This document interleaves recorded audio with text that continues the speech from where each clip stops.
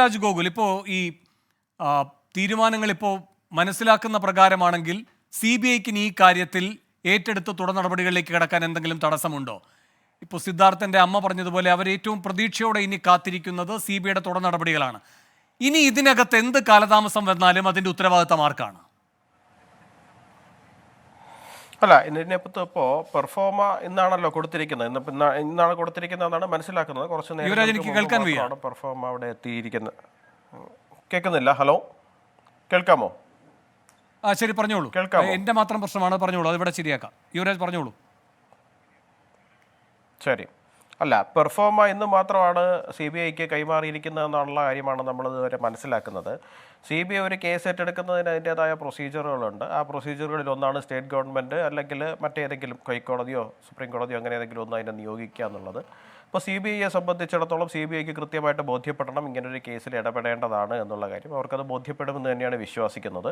കാരണം അത് പോലീസിൻ്റെ റിപ്പോർട്ടാണ് അതിനകത്ത് പ്രധാനമായിട്ടൊരു ഘടകമായിട്ട് വരിക, CBIക്ക് ആ കാര്യം ബോധ്യപ്പെടാൻ വേണ്ടിയിട്ടുള്ളത്.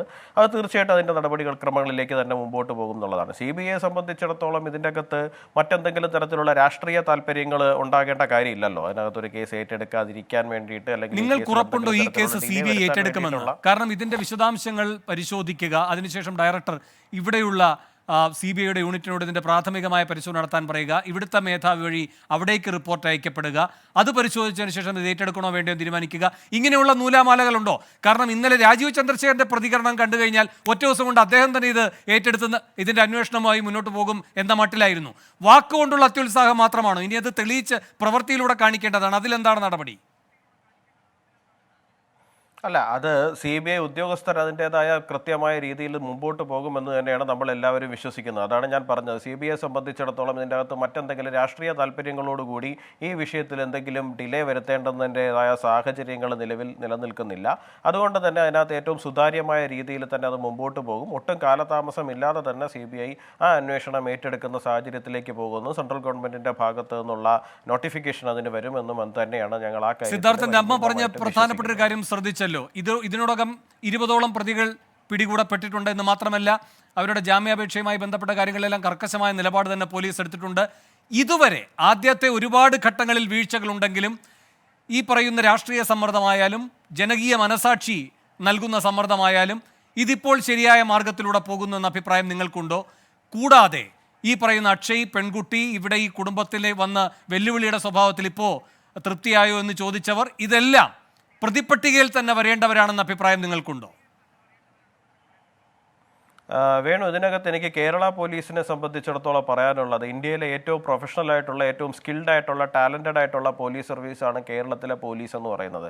അവരെ സംബന്ധിച്ചിടത്തോളം ഒരു ക്രൈം സ്പോട്ടിൽ ചെന്ന് കഴിഞ്ഞാൽ, ഒരു ഇൻസിഡൻറ്റ് സ്പോട്ടിൽ ചെന്ന് കഴിഞ്ഞാൽ അവർക്ക് നോക്കിയാൽ മനസ്സിലാകുന്ന തരത്തിലുള്ള ടാലൻറ്റഡ് ആയിട്ടുള്ള ഓഫീസേഴ്സ് തന്നെയാണ് നമുക്കുള്ളത്. പക്ഷേ നമ്മൾ ഇന്ന് ഈ വിഷയം ചർച്ച ചെയ്യുന്നത് വരെയുള്ള സമയത്ത് അവരുടെ ഭാഗത്ത് നിന്ന് വന്നിട്ടുള്ളത് കാര്യമായ അലംഭാവമാണ്. കഴിഞ്ഞ ദിവസം മറ്റൊരു ചാനലിൽ ചർച്ചയ്ക്കിരിക്കുന്ന സമയത്ത് സിദ്ധാർത്ഥിൻ്റെ അച്ഛൻ അദ്ദേഹം പറയുന്നുണ്ടായിരുന്നു, ഈ സിദ്ധാർത്ഥിൻ്റെ ബോഡി ഹോസ്പിറ്റലിൽ എത്തുന്ന സമയത്ത് ദേഹത്ത് ഒരുപാട് മുറിവുകളേറ്റ പാടുകളുണ്ടായിരുന്നു. ഇതെന്താണ് എന്ന് SIയോട് ചോദിക്കുമ്പോൾ SI തിരിച്ചു മറുപടി പറഞ്ഞു, അത്രേ തൂങ്ങി മരിക്കുമ്പോൾ ഇങ്ങനെയൊക്കെ ശരീരത്തിൽ പാടുകൾ ഉണ്ടാവും എന്ന് പറഞ്ഞു എന്ന്. കേരള പോലീസിനെ സംബന്ധിച്ചിടത്തോളം ഒരു SI റാങ്കിലിരിക്കുന്ന ഒരാളെ സംബന്ധിച്ചിടത്തോളം അത്ര നിഷ്കളങ്കമായിട്ട് അങ്ങനെ ഒരു മറുപടി പറയുമെന്ന് നമ്മൾ വിശ്വസിക്കുന്നുണ്ടോ? ഇല്ല.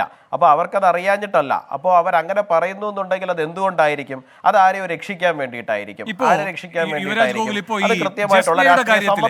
ജസ്നയുടെ കാര്യത്തിൽ സുവർണമായ 48 മണിക്കൂർ എന്ന് പറഞ്ഞൊരു കഥ CBIക്കുണ്ടല്ലോ. എന്ന പോലെ സുവർണമായ കുറച്ച് മണിക്കൂറുകളുടെ ഒരു കണക്കുകൂടെ പറഞ്ഞുകൊണ്ട് ഈ സിദ്ധാർത്ഥനുമായി ബന്ധപ്പെട്ട വിഷയത്തിലും ഞങ്ങൾക്കൊരു നിസ്സഹായതയുണ്ട് എന്ന് നീതിപീഠങ്ങളെ ബോധിപ്പിക്കാൻ ഒരു മടിയും CBIക്ക് ഉണ്ടാകില്ല. ആ രൂപത്തിലുള്ള സൂചനകളാണ് ഇപ്പോൾ യുവരാജ് ഗോകുലിന്റെ വാക്കുകളിൽ നിന്നൂടെ കേൾക്കുമ്പോൾ തോന്നുന്നത്. അങ്ങനെ സംശയിക്കേണ്ടതുണ്ടോ? അല്ല, അങ്ങനെ കേൾക്കുമ്പോൾ തോന്നേണ്ട കാര്യമില്ല വേണു. കാര്യം എന്താണെന്ന് വെച്ച് കഴിഞ്ഞാൽ കുറച്ച് നേരത്തെ ജിൻഡോ പറഞ്ഞ വിഷയമുണ്ടല്ലോ, അതായത് വണ്ടിപ്പെരിയാർ വിഷയം.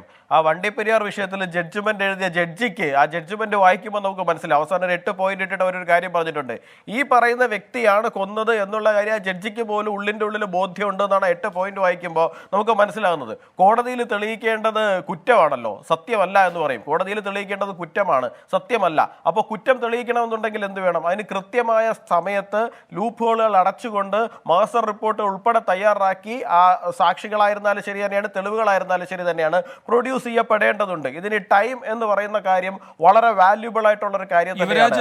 യുവരാജ് ഇപ്പോൾ ഈ സിദ്ധാർത്ഥന്റെ ആത്മഹത്യ എന്ന രൂപത്തിലേക്ക് മാറുമായിരുന്ന ഒന്നാണ് അല്ലേ? പിന്നീടാണ് ഇതിന്റെ കാര്യങ്ങളെല്ലാം പുറത്തു വരുന്നത്.